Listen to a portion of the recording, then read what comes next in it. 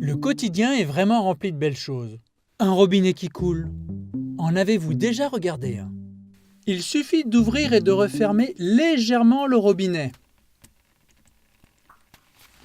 Le début du filet d'eau est brillant et lisse. Ensuite, c'est flou et grisâtre. Que peut-il bien se passer à cet endroit? Prenons un appareil photo. Si pour la majorité des gens, l'appareil photo est une boîte à souvenirs, c'est pour moi un outil d'exploration incontournable. L'œil voit flou car le mouvement est trop rapide pour être perçu. Je vais donc utiliser ces flashs pour figer le mouvement de l'eau grâce à des éclairs de moins d'un 10 millième de seconde.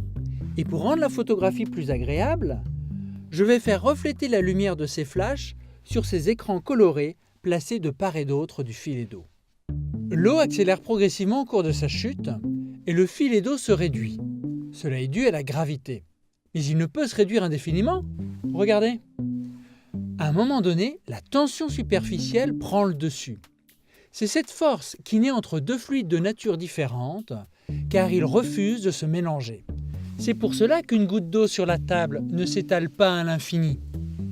Et nous voyons ici comment les deux phénomènes sculptent dynamiquement le filet d'eau en le segmentant en de multiples gouttes. Imaginez qu'au milieu de la pluie chaotique de notre pommeau de douche, il existe des formes aussi pures. Je trouve cela merveilleux. J'espère que vous y penserez dès demain matin. C'est comme s'il ne fallait pas choisir entre individualité et collectivité. Certains, aspirant à un contrôle sans partage, voudraient nous faire choisir entre un filet d'eau uniforme ou des gouttelettes complètement individualisées.